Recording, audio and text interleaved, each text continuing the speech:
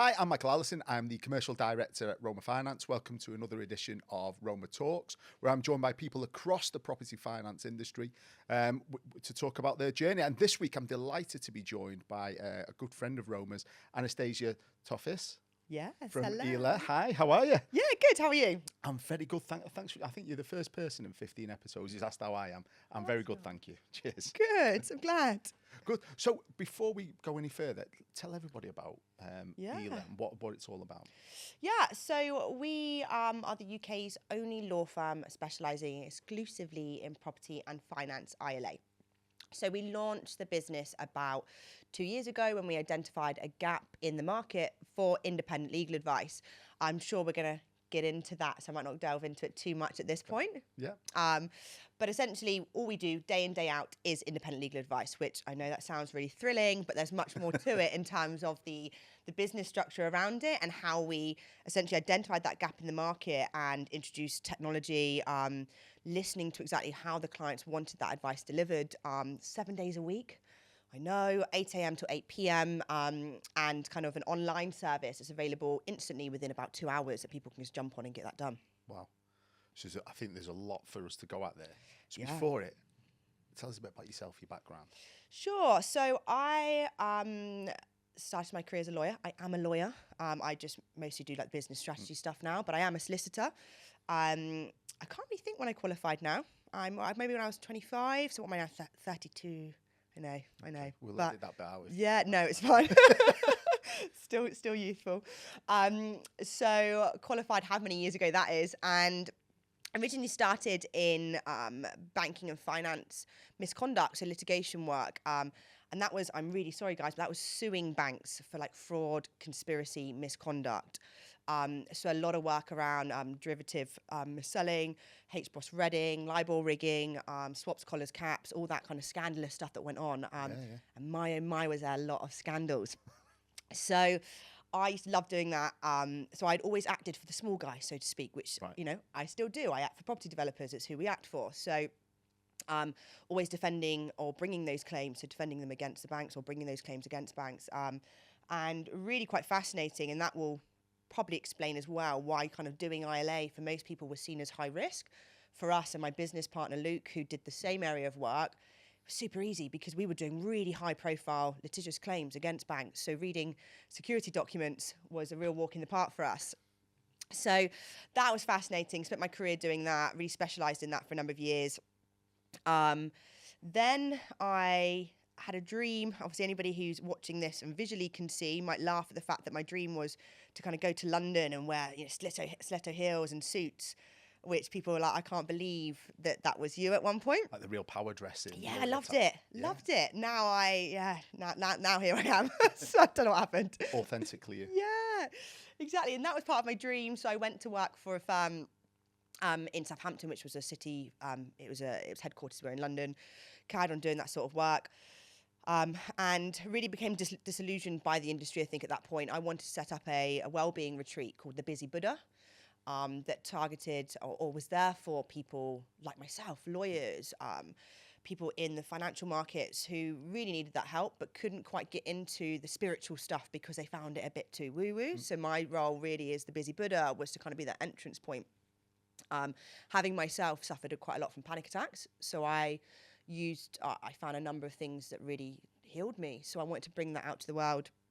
And I was told by the partner who I was working for at the time, he was like, Anastasia, we know you're good at business development, and all I'm hearing is you're telling me you want to do more business development stuff. And it's like, bro, that's not business development. That's like people's mental health. It's not like a tick box exercise.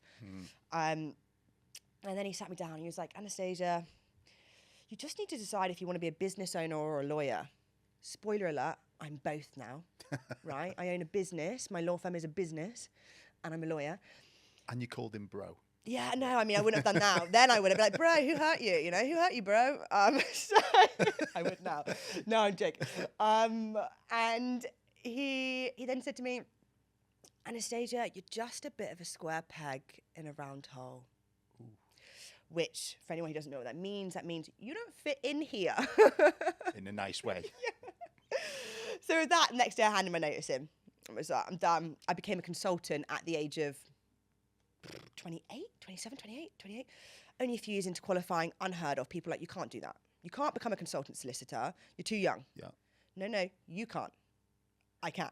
Just because someone else can't doesn't ever mean you can't. And is that a big thing for you? If somebody tells you no, or you can't do something, you go out your way to prove that you can? Yeah, it's like if my dad was like, no, you can't go out there, I would have gone out. Like, yeah, I was always like that. I think it was always in me. Yeah, if you asked my dad, he probably would have said that. Well, he's on next week. I'll ask him then. Oh, God. Can you imagine? Hi, Dad.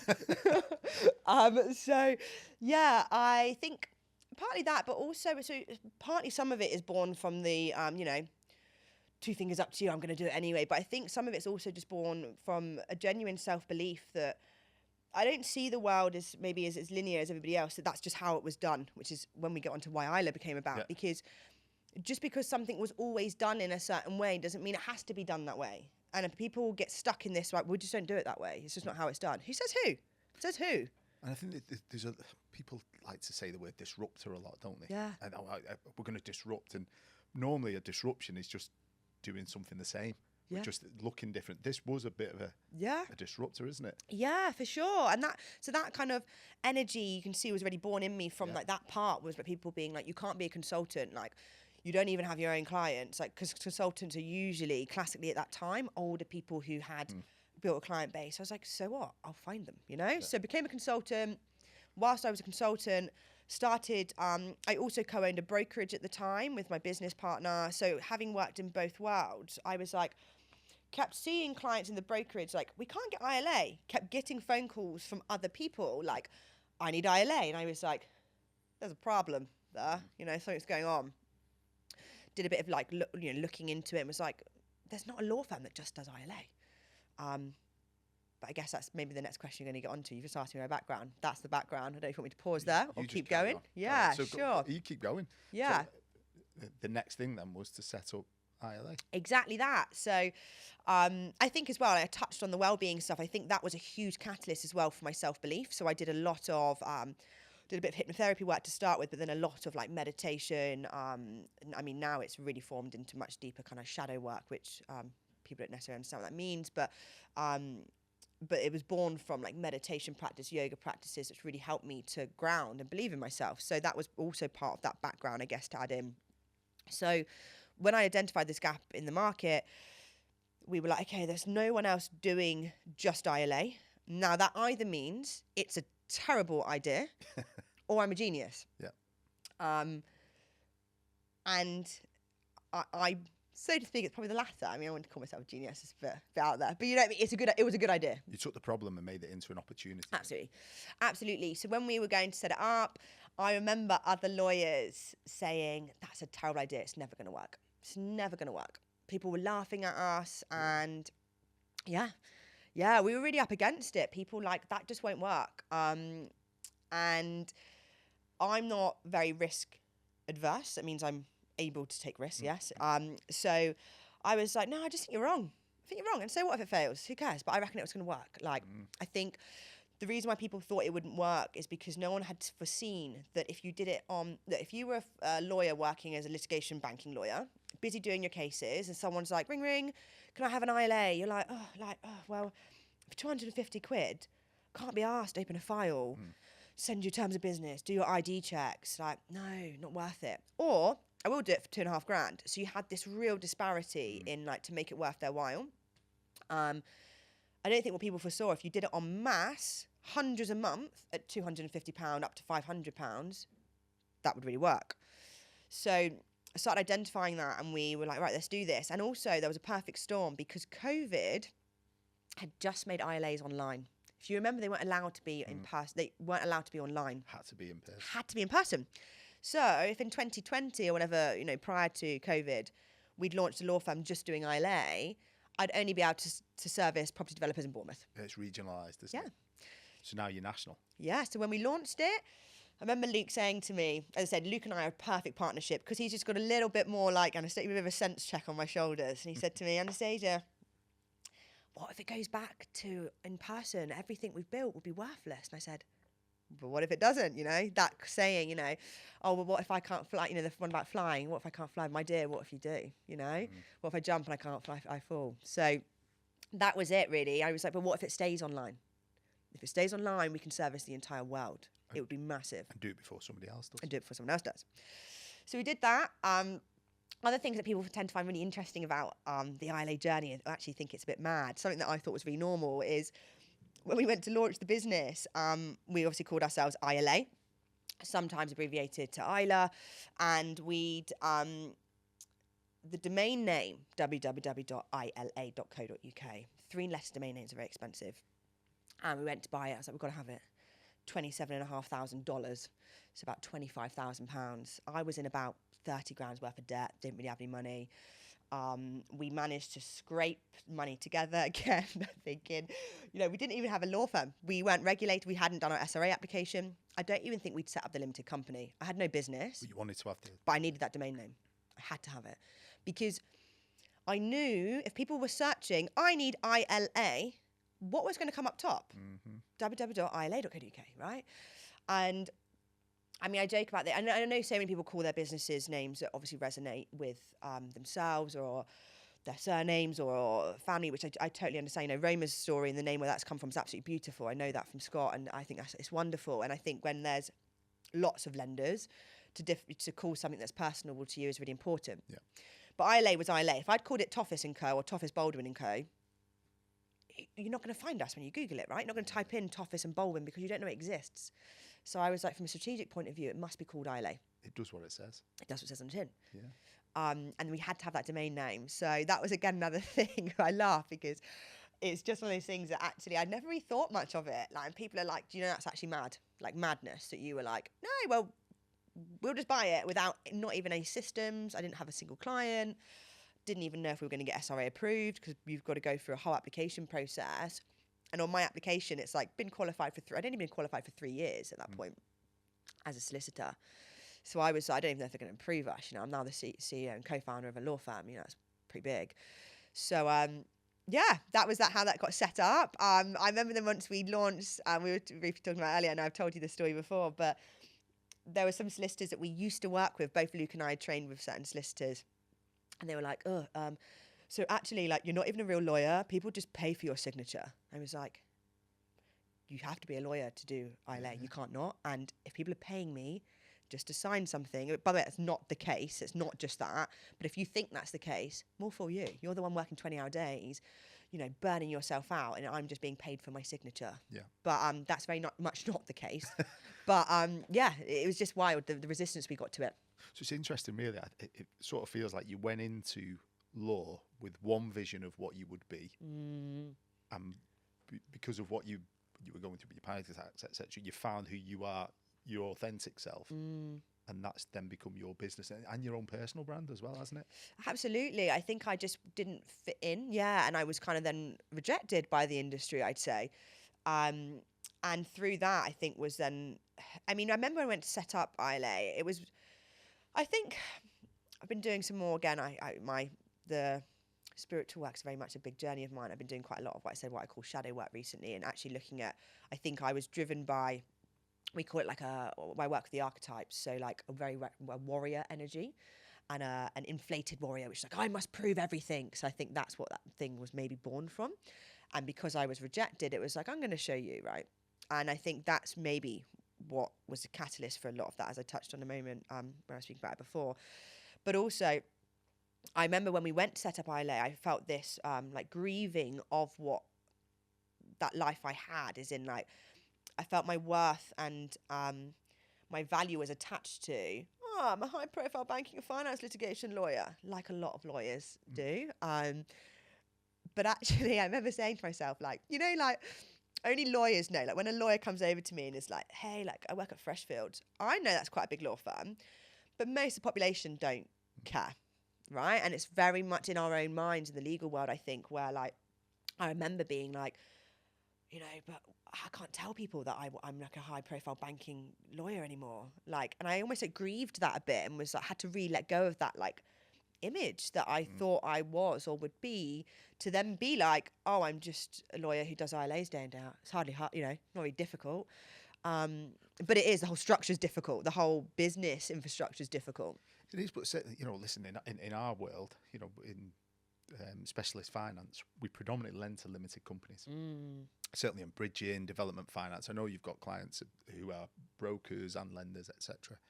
And there is that need there because it still needs to happen. Massive, yeah. So knowing that somebody can do it means that we can actually talk about it earlier in the process, because it can become a pain point. Because as you know, and for anybody who's watching or listening, you can't have advice of the same person who advised you on your finance transaction. They can't advise you on your personal guarantee, for instance. Yeah, absolutely. And that was it. I think it was shedding this thing of my worth was attached to being a high profile banking lawyer, to actually my worth, first of all, wasn't attached to any of that, but also what I was really doing here was finding a very real life solution for a very real problem. And actually there's a lot of worth in that. And I think I hadn't, as I said, I don't attach my worth to either anymore, but I think at the time it was difficult for me to understand. I knew that was what we were doing, but I had to let go of this old life that you were touching on.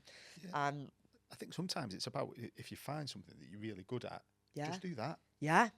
You know, it's we say the same thing at Roma sometimes. You know, there's over 200 bridging lenders, and everybody's doing business, and everyone does transactions. So let's just pick the bits that we're really good at, which is helping the property professionals. Let's pick that and just do that. Yeah. And if we focus on that, it might take us a little bit longer to grow to the levels of people who might do a broader spectrum. But then you become known for doing something. That's a very short, a much shorter journey at iLA or ILA. That's exactly what you've done. Yeah. You know, and we were at the Bridging and Commercial Awards this year where you won an award. Yeah. So we were totally shocked by it. So again, iLA, actually, because it was so niche, has grown ridiculously big within 2 years.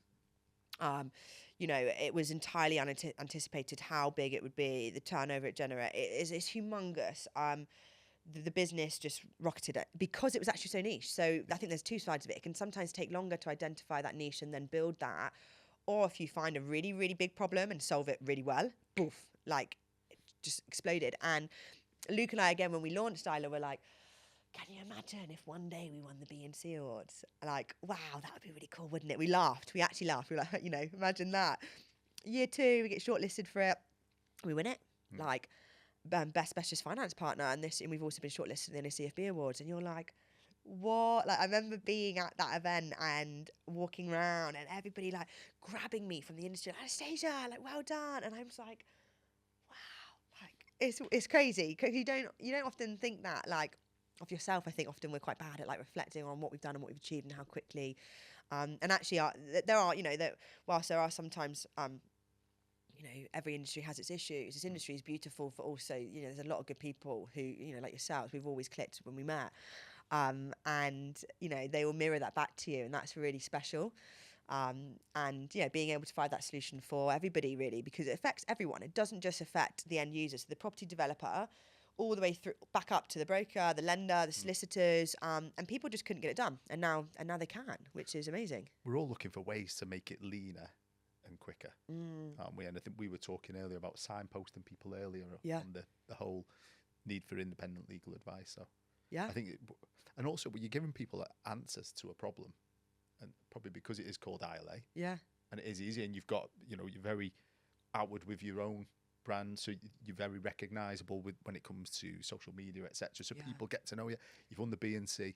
So all of a sudden, if somebody says, "I need independent legal advice," they go, iLA. Yeah. iLA. It makes sense. Yeah. Where they might not have said Ttofis and Co. Yeah, well, exactly that. And I think, like, I was talking to a broker yesterday, actually, and he'd mentioned, you know, that there are a couple of people in the market who do iLA, but they're not a law firm. They're a landing page for like a solicitor who might work at like a full service law firm. And it's more of like a one-man band kind of like getting the iLA done. And he was like, do you know what? Like, one of them, had kind of been around for a little while, and he was like, but no one knows them. He was like, because they're not online like you are, they're not at events like you are, they're not kind of living and breathing that brand constantly because it's a side hustle. I think, again, that's a lesson where sometimes if you're going to go in, really go all in, hence the, you know, £27,500 domain name. You know, if you that's led to an extremity, but that's that lesson of like, and people, I love hearing people like to say things back to me. I'm always really grateful for that, because it's your soundboard for like, that is working, and that is what I wanted to achieve, and me going all in is really recognised, and I think that's really important. Brilliant. So we've talked a lot about yourself and where we've come from. I think what would be good is in probably a shorter version. Why is it important? Independent legal advice. Yeah, so from a legal perspective, obviously making sure that these people understand, because the case law where it stemmed from, essentially if the person doesn't understand what they're entering into, enables them to just basically say, I didn't know what I was doing, which for a lender perspective means that could actually undo that transaction, because you can't rely upon that security if they're able to prove they either didn't understand or maybe under duress. So really, really important for lenders to secure their security, to make sure that that's in place. And then from the client's perspective, you need to be well prepared to understand what's going to happen if things do go wrong. So many people don't think about that. And also, I've had client feedback when someone had advice with Luke. Luke is fantastic. I said, our yin and yang. He's very technically brilliant. I'm more of like the show person. Well, still technical, but he's brilliant at that. And somebody said, Luke had mentioned to me about, my exit strategy on the bridge because it would come round quickly. And my God, did it come round quickly? I'm so grateful for his advice. So I know that's not like, we're not here to give financial advice, but during that iLA, because it's what we do, we go above and beyond to make sure that people understand the risks associated. We're not just saying it's a PG, if you default, you might lose your house. We're really giving that value add advice for the client to make sure they understand the implications. And I said for the lenders, making sure their security is secure. Brokers don't get paid until deals are completed, let's be honest. So making sure their client understands everything is a crucial part of it. I suppose as well, what's really interesting there is you put in the knowledge that you're gaining from working in the sector. Yeah. Exit strategy is a key thing when it comes to bridging. It's something the lender will certainly drill into, the broker, and then if it's reaffirmed when they're getting their independent advice as well, it shows to the borrower how important that exit strategy is. Yeah, absolutely. And because we're doing this day in, day out, I think it's really underestimated. Maybe I need to probably make more of a sing and dance about it. We have a spreadsheet of about 200 lenders. All of you are on there, you're on there, and it says what your requirements are, because everybody's different. Some lenders might require the witness to present their ID on screen and then us to do a separate ID check. Other lenders don't need that. All these things are really critical, because if it's not done properly, and that was your requirement, but the solicitor didn't fulfill it and it managed to slip through, that client has got a kind of get out clause there. It's like, it wasn't done properly, it wasn't executed as it should have been. And so for lenders, if any lenders are listening to this, it is not just a tick box exercise. All those things must be done correctly, and that's the real value add from iLA's perspective. And then for the clients, as I say, no one wants a client who's ill-informed, right? Because actually it means everything's going to go wrong, you're going to have to enforce. No one wants that. Like, you need your clients to be well-informed. They do, and the lender does. I suppose you've got what I'm getting from this conversation is when you're giving the ILA, you've got that foot in both camps. So making sure it's executed well for the lender, but great support as well for the applicant or borrower. And you've got to make sure that you find that balance, right, which is what you guys do well. Well, primarily we act for the client. Okay, that is who we act for. So we can't. But you're right in terms of, people have always asked me. It's a good point. Well, why do you navigate around lenders? Because actually, I don't act for lenders. I act for clients. Correct. The reason why, if we're doing an ILA and something goes kind of in the documents is wrong, it doesn't look right, I could pick up the phone to Michael, Scott, whoever at Roma, and say, right, guys, I'm looking at your security document here, your PG, something's not right. Can you just make sure this gets sorted so we can sort this out for the client?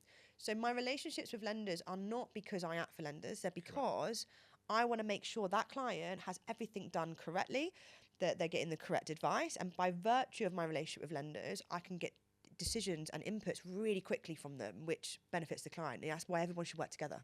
Yep. So as we move into, we're near the end of 2024 already, so Christmas is around the corner, New Year's around the corner, so it's been a big year for you with regards to awards and recognition and growth as well. What does the future look like? Oh gosh, I think there's been a time where it's like, how much do I want to keep growing it? Like, I know, like, to be honest, it'd grown so quickly. And I think we're just having a period to really stabilise in this UK market. We grew so quickly, so fast. Things that business owners learn over a 10-year period before they're hitting the revenue figures we were at and the team numbers we were at, they were slowly learning it. I went from 0 to, a team of 15. Let's be honest, do I know what I'm doing every day? No, absolutely not. I don't know, And so kind of like refooting and slowing down a little bit actually to stabilise and be like, right, how I really, I just produced our new marketing strategy, really kind of delving into the UK market again to firm those relationships. I think when you grow really quickly, sometimes you can kind of, you don't touch in those relationships as much because you're trying to just keep your head above water. And I really want to get back out there in terms of solidifying relationships, continuing that growth. Obviously, we've got I think, a bit of a harder time with the market coming up slightly. We did see after the recent announcement a nose plummet in inquiries instantly from it. But I think that will ride out, and I think it'll be okay. I think there's always positives that can be taken from it. So onwards and upwards, but a little slower, if I could slow it down. Sustainable growth. Sustainable growth, that's spot on. I think you've got to come out of you've come out of somewhere from 0 to 15 colleagues and a market share. Yeah. Now it's about maintaining it and growing it gradually. Exactly, because I think sometimes if you go too fast, you lose sight of possible competitors entering. You lose sight of all these relationships that we really, really nurtured in month one because we grew so quickly. Sometimes I can feel bad about that because I'm very conscious of connections. It's very important to me. So I want to kind of, as you said, slow it down a bit, make those connections, solidify the growth. And keep that authenticity. Always. You know me. I do. Listen, thank you very much for coming in to speak to us today. Really enjoyed listening to Jenny. I think what it's given me as somebody who knows you, but also I'm guessing everybody who's listened or watched, it's that sense of how you've got here, and I think it's the excitement that surrounds about where you're going next. Yeah, brilliant. Thank you so much for having me. No worries. Thank you. And thanks very much for watching. Don't forget to click like and subscribe, and so you can catch up on all the old stuff as well as rewatching this one again if you really enjoyed it. Thank you.